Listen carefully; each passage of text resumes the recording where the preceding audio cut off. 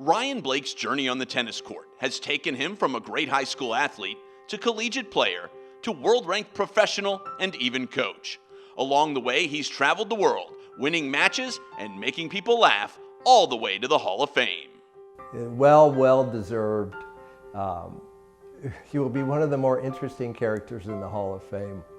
He will add to the Hall of Fame as much as it adds to him. You know, from a young kid, 10 years old, all the way up to now when he's 51 years old, coaching college tennis, though. It's been an honor to watch him grow through the years. At 11 years old, Blake began his career at the Rivermont Country Club in Roswell, where his parents, Marty and Marcia, were recreational players. Blake's mother ran local tournaments and officiated at the U.S. Open and Davis Cup competitions. Well, we belonged to Rivermont because the neighborhood we moved in didn't have a pool. My kids were all young, so we started playing tennis there. And he watched us, and he started playing on the junior teams there. And that's how he got started, and he went from there. Blake's first coach was Hall of Famer Larry Schnall, and his early instruction helped Ryan find success at the junior level.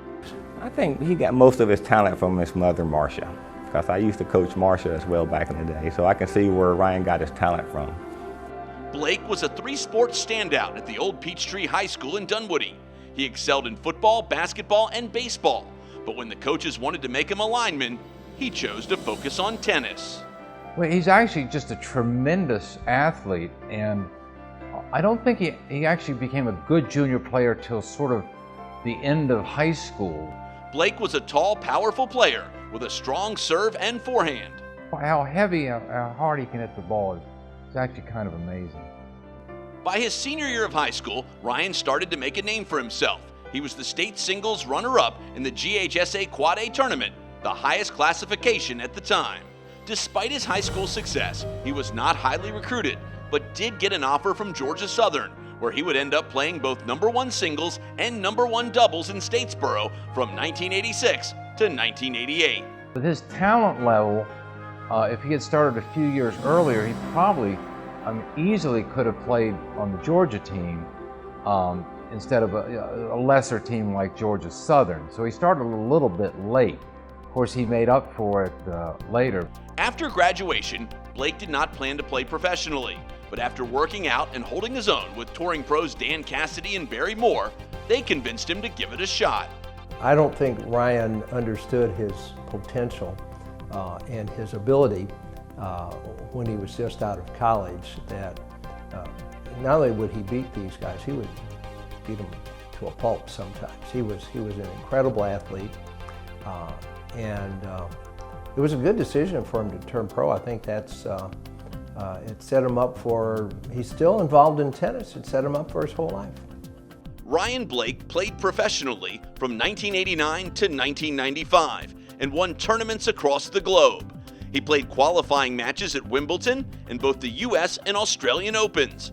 And in 1994, he won 3 qualifying matches back-to-back to qualify for the main draw at the Australian Open. During this time, he beat many top 50 players, but his most notable win was over former world #1, Patrick Rafter. What got him through that time was being incredibly competitive and having an incredibly strong sense of being able to accomplish anything he set his mind to. So grit and determination got him through that 6 years on the tour. Now, not every tournament that he played in had the facilities of a Wimbledon or Flushing Meadows, but that never stopped Blake. Once he even brought home a trophy from Southeast Asia. I had a chance to go to India a few years after he played, and the hotel I was staying at was right next to the National Tennis Center of India in Delhi. So as soon as I got home, I called Ryan up. I said, "Did you play there?" He starts laughing. I said, "Where did you stay?" He said, "Well, we stayed in the dormitory, which I'd gotten a tour of." He said it was 50 cents a night unless you wanted a towel, and then it was 75 cents. After leaving the tour, Ryan Blake continued to play locally, winning the Atlanta City Open singles title. Later, he would capture the 30 and over Atlanta Senior Invitational. Then in 1997, he teamed with his old coach Larry Schnall to win the wild card qualifier at the AT&T Challenge in Atlanta. He would then do it again in 2000 with partner Chris Decker. We just had a fantastic time doing that, and today I'm still grateful for him carrying me, throughout all our matches throughout the years. So, but to be out there playing against the #1 seeds in front of the crowd, it was just nothing like it. Despite a stellar career on the court, Blake may be best remembered for his wardrobe choices, or rather, lack thereof. It's a big intersection with all the states in the South, and it was played in Huntsville, Alabama. And Ryan did incredibly well. I think he was in the 45s, but the funny thing was, the only people he looked like were the maintenance guys at the tennis center. He didn't look like any of the players. But so he's kind of always been known to not necessarily wear a tennis shirt, and some of his rackets may have been in the closet for a couple of years, but you can't underestimate him. He can really play. You can't judge him by the way he dresses on the tennis court, because sometimes he'll come to a match, he'll either have his Budweiser shirt on, his Rhodes Furniture shirt on, or a bowling shirt. He's always in basketball shorts and high-top tennis shoes.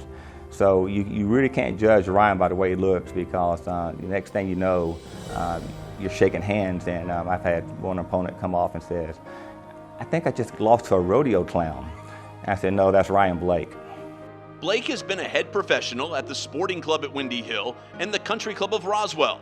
He's currently the head pro at Town Lake Hills in Woodstock and is a volunteer assistant men's tennis coach at Kennesaw State University, where he has found tremendous success working with college players.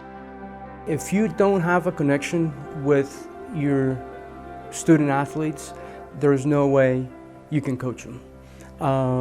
He has been able to build that connection in a very short period of time. Our team trusts him. On the court, off the court, he's a lot of fun to be around. He's very intense, of course very knowledgeable, and that's a complete package that very few people have it. And he has it. He has it all. I think if he wanted to be a full-time college coach, he would be one of the best in the nation for sure. These days, Blake still picks up matches around the area and works as an NBA scout. He's a great natural athlete with an incredible will to win. And that probably got him through more matches than anything else, was that he just would never give up. There's a lot to be said for that. Congratulations to Ryan Blake, a 2018 inductee into the Georgia Tennis Hall of Fame.